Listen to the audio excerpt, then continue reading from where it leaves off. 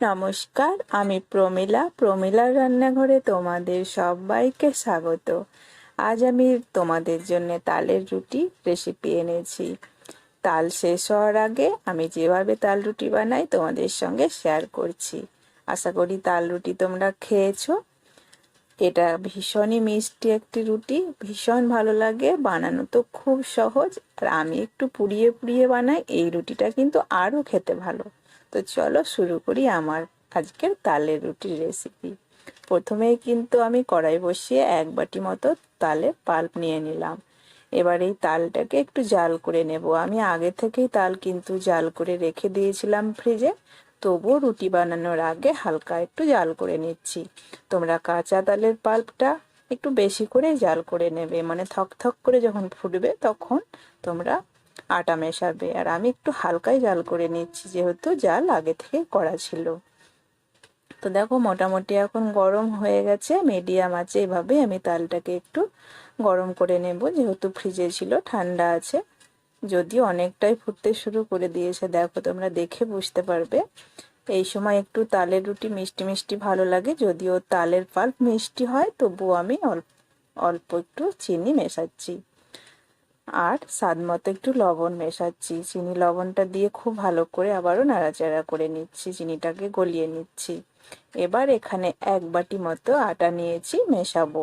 একসঙ্গে খুব বেশি আটা মেশাবো না, 1 বাটি মেশাচ্ছি। যদি প্রয়োজন পড়ে আবার পরে মেশাবো। তো এইভাবেই কিন্তু তালের রুটি তোমরা বানাবে। একসঙ্গে তালের পাল্পের মধ্যে অনেক আটা দিয়ে দেবে না, প্রয়োজন পড়লে আস্তে আস্তে দেবে যদি নরম মনে হয়। তো এই কাজটা গ্যাসটাকে মিডিয়ামে রেখে করবে। আটাটাকে তালের সঙ্গে খুব ভালো করে মাখিয়ে নেবে। তারপরে সম্পূর্ণ মাখা হয়ে গেলে গ্যাসটাকে অফ করে দিতে হবে। তো আমার খুব ভালো করে কিন্তু মাখানো হয়ে গেছে এখন, আর একটু বাকি আছে। এবার কিন্তু আমি গ্যাসটাকে অফ করে দেব। এইভাবে রুটি বানালে না ভীষণই নরম থাকে। যদি রুটি নাও ফুলে তবুও 24 ঘন্টায় তালের রুটি নরম থাকে, আর ভীষণ ভালো লাগে খেতে। আমি তো খালি মুখেই পছন্দ করি খেতে।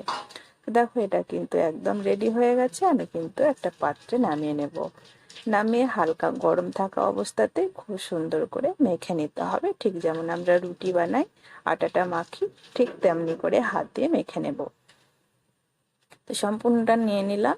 যদিও তালের মধ্যে আটা দেওয়ার পরে যেহেতু মিডিয়াম আছে এই মিশ্রণটা তৈরি করা যায়, তো আটাটা খুব কিন্তু গরম থাকে না, উষ্ণ উষ্ণ গরম অবস্থাতে কিন্তু মেখে নেব।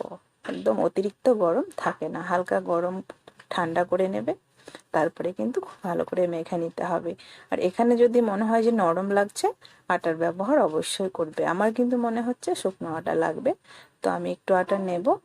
তারপরে খুব সুন্দর করে একটা ডো বানাতে হবে, না খুব শক্ত না খুব নরম, তাহলে রুটিগুলো বেলতে ভালো লাগবে আর রুটিটা সফটও হবে। ভীষণ একটি সুন্দর রেসিপি, যারা খাওনি তারা বোঝো না, যারা যারা খেয়েছো তারা অবশ্যই কিন্তু এই রুটির স্বাদ বোঝো। তো খুব সুন্দর করে একটা ডো বানিয়ে নিয়েছি, ঠিক এরকম করে ডোটা বানিয়ে নেবে। তো আমি দেখাচ্ছি, হাত দিয়ে দেখো আঙুলটা ডুবে যাচ্ছে, বেশ সফট।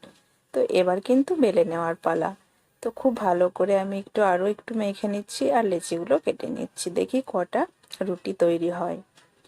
তো আন্দাজ করে একটু লেচিগুলো কেটে নিচ্ছি, পরে আবার গোল গোল শেপ দিয়ে নেব। খুব ভালো করে গোল শেপ দিয়ে নেবে, তাহলে রুটিগুলো বেলাও ভালো হবে।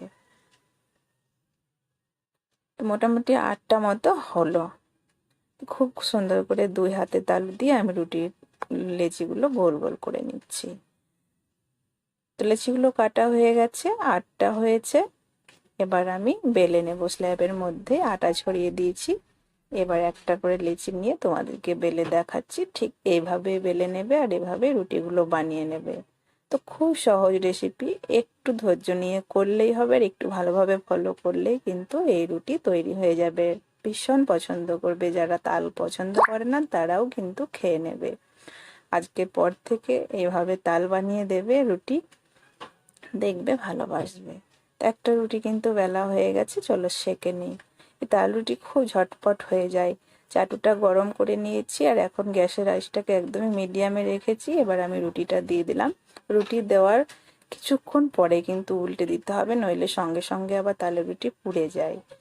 তো এবার সেকের পিঠটাকে খুব ভালো করে ভেজে নিতে হবে। রুটি করার মেন পদ্ধতি কিন্তু এটাই। সেকেন্ড পিঠটা যত ভালো করে সেকবে তত ভালো কিন্তু রুটি ফুলবে। এবার দেখো আমি তৃতীয় পিঠটা দিয়ে দিলাম গ্যাসের মধ্যে। এবার দেখো ফুলে গেছে। এই হয়েছে রুটি করার পদ্ধতি। তো একটা রুটি কমপ্লিট হয়ে গেল। একইভাবে সব রুটিগুলোই আমি বানিয়ে নেব। দিলাম রুটি, এবার কিছুক্ষণের মধ্যেই উল্টে দিচ্ছি। এবার সেকেন্ড পিঠটাকে খুব ভালো করে সেঁকে নিতে হবে। এবার তৃতীয়বারে কিন্তু রুটিটা ফুলিয়ে নিতে হবে। তো এই 3 উল্টনেই কিন্তু আমাদের রুটি রেডি হয়। আর রুটির ধারগুলোকে খুব ভালো করে সেঁকে নেবে। তো আমি দেখাচ্ছি কিভাবে ধারগুলো সেঁকবে। এইভাবেই এই যে চাটুর মধ্যে ধরে আস্তে আস্তে ঘুরিয়ে ঘুরিয়ে ধারগুলো সেঁকে নিলেই রুটি কিন্তু একদম সুন্দর হবে। আর আমি একটু তালের রুটি পোড়া পোড়া ভালোবাসি, একটু পুড়িয়ে পুড়িয়েই কিন্তু সেঁকে নিচ্ছি। তোমরা চাইলে অত নাও পোড়াতে পারো, কিন্তু পুড়িয়ে বানিয়ে দেখো, আলাদাই একটা স্বাদ। হালকার থেকে যে পোড়া পোড়া রুটিটা না ভীষণ টেস্টি লাগে খেতে। খালি মুখেই খেয়ে নিতে পারবে, কিছু প্রয়োজন হবে না। তো কথা বলতে বলতে কিন্তু অনেকগুলোই রুটি হয়ে গেছে। এইভাবেই ধারগুলো সেঁকে নেবে আমি যেভাবে দেখাচ্ছি, তাহলে কাঁচা থাকবে না আর নরম থাকবে প্রচণ্ড।